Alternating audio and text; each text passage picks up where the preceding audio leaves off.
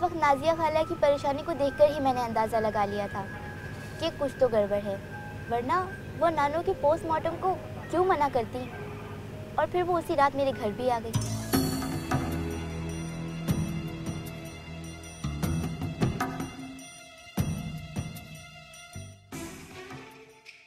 क्या समझती हो तुम? मैं अपनी माँ को खुद कत्ल करूंगी? अगर ऐसा कुछ नहीं है, इतना गुस्सा क्यों आ रहा है आपको? गुस्सा मुझे इस बात पर आ रहा है कि कल की लड़की मुझ पर इल्जाम लगाएगी। और तुम्हें शर्म नहीं आती? अपनी खाला पर तुम इल्जाम लगाती हो। बस कर दे, कितने ड्रामे करेंगी आप? और खाला, कहाँ की खाला? मसला क्या है आपको हमारे खानदान से? दूसरी शादी तो आपके अब्बू ने की थी ना नानों से, उसका बदला आप हमसे क्यों लेती रही? इस वक्त ये बातें करने की जरूरत नहीं है तुमको। जरूरत है नाजिया साहिबा, जरूरत है। सारी जिंदगी आपने मेरी अजाब बना दी। शादी के 2 महीने बाद ही साजिशें करके मेरी तलाक दिलवा दी और मामा पापा पे कितने जादू टोने करा करा के उन्हें मुझसे दूर करा दिया। किसी को खुश क्यों नहीं देख सकती आप? तुम हद से बढ़ रही हो। हद से तो आप बढ़ रही हैं। आप हर दफा नानो तक को नहीं छोड़ा आपने। बकवास बंद कर। आप बंद करें अपनी बकवास। ये देखें नानो की पोस्टमार्टम रिपोर्ट। क्या है इसमें? हाँ, क्या है इसमें? नानो की डेथ हादसाती नहीं थी, उन्हें कुछ पिलाया गया था। तो क्या साबित होता है इससे? हाँ, क्या साबित होता है इससे? इस बात से ये साबित होता है कि उनका कत्ल हुआ है और उनकी डेथ से पहले आप उनसे मिली थी। आप। मैं देख लूंगी तुम्हें भी।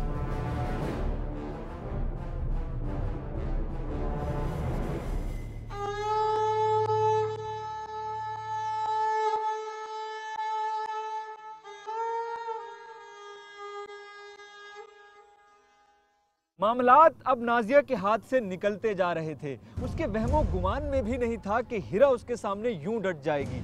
झूठ की सबसे बड़ी खामी ये होती है कि वो सच को बहुत हकीर समझता है, लेकिन जब सच अपना सर उठाता है तो झूठ का नामो निशान बाकी नहीं रहता।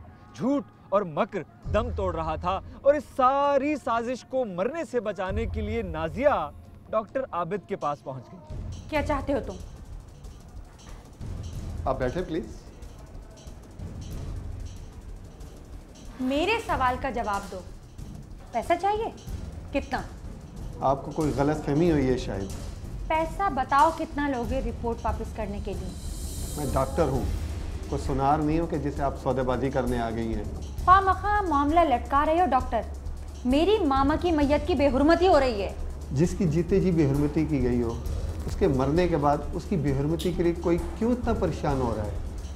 वैसे एक बात बताओ, तुम्हारा कोई चक्कर तो नहीं चल रहा है हीरा के साथ? जब किसी के जहन में गंदगी भरी हो तो उसकी कोई हद नहीं होती।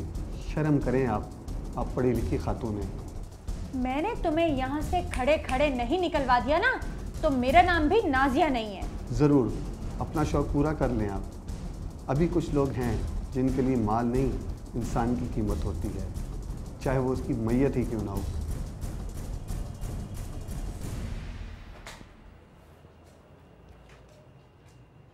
नाजिया ने पता नहीं ऐसा क्या कर दिया था कि डॉक्टर आबिद भी अस्पताल छोड़कर चले गए।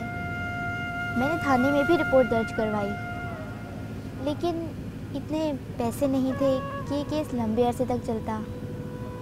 मैंने केस वापस ले लिया और ख़ानदान को कोई फर्द मेरी बातों पे यकीन भी तो नहीं करता था। फिर मैंने ये केस अल्लाह की अदालत में छोड़ दिया। कहते हैं जिसका कोई नहीं होता उसका खुदा होता है। एक कानून जमीन का है और एक कानून आसमान का है। मुजरिम जमीन के कानून से तो बच सकता है, लेकिन आसमान के कानून से बचना इतना आसान नहीं। जब खुदा पकड़ता है तो फिर ऐसा पकड़ता है कि कुछ सुझाई नहीं देता। जो ही नाजिया को ये लगा कि वो जंग जीत चुकी है, कुदरत का इंतकाम उसके सामने आ खड़ा हुआ, या यूं कहिए आ खड़ी हुई।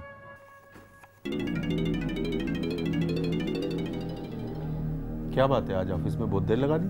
हाँ, काम बहुत था और वैसे तो मैंने महीने का नोटिस दे दिया है। अब मुझसे उनकी जी हुजूरी नहीं होती है। खाना खा लिया तुमने? नहीं, अभी नहीं खाया। मैं हाथ धो लूं फिर खाते हैं। और हाँ, इमरान कहाँ है? यहीं अपने कमरे में होगा, मैं देखता हूँ उसे।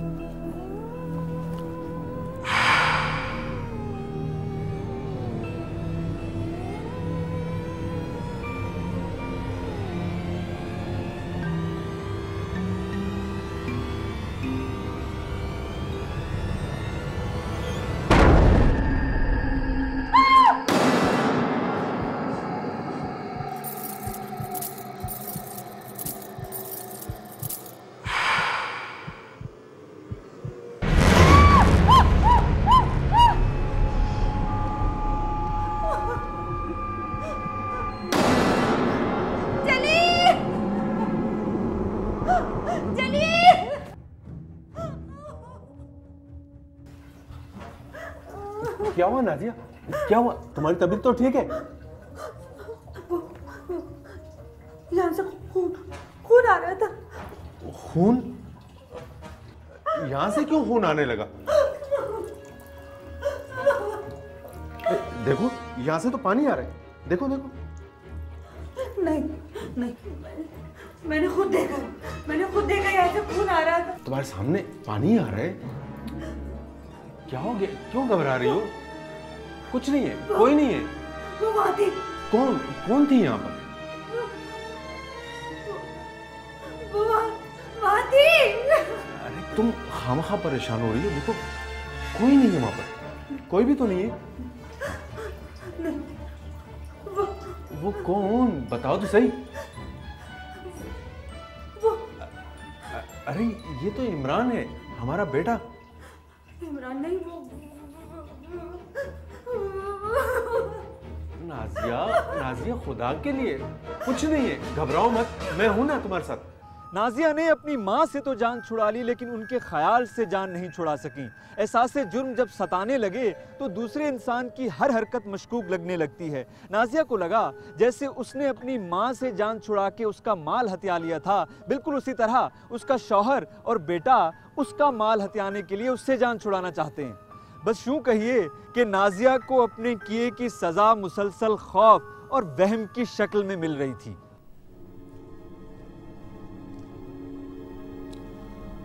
इमरान बेटा, स्कूल कैसा चल रहा है?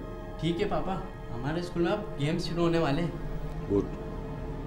अच्छा तुम ऐसा करना, खाना खाने के बाद मुझे अपने टेस्ट की रिजल्ट दिखा देना। जी पापा। नाजिया तुम्हें पता है आज हमारे ऑफिस में क्या हुआ? जमशेद साहब की सालगिरह थी, केक काटने के लिए उन्होंने छुरी को यूं उल्टी पकड़ी हुई थी। क्यों मारना चाहते हो मुझे? हाँ, तुम क्यों मारना चाहते हो मुझे? तुम हाँ, जो चाहिए ले लो, मुझे मत मारो, मुझे मारो तुम। क्या हो गया नाजिया? मैं तो तुम्हें ये बता रहा था कि आज हमारे ऑफिस में। नहीं, तुम मुझे मारना चाहते हो, मेरा घर तुम अपने नाम कराना चाहते हो। ऐसी कोई बात नहीं नाजिया, तुम्हारा मेरे पास मत आना, मेरे पास नहीं आना तुम, मुझे अकेला छोड़ दो, अकेले छोड़ दो मुझे। इमरान बेटा, आप अपने कमरे में जाओ।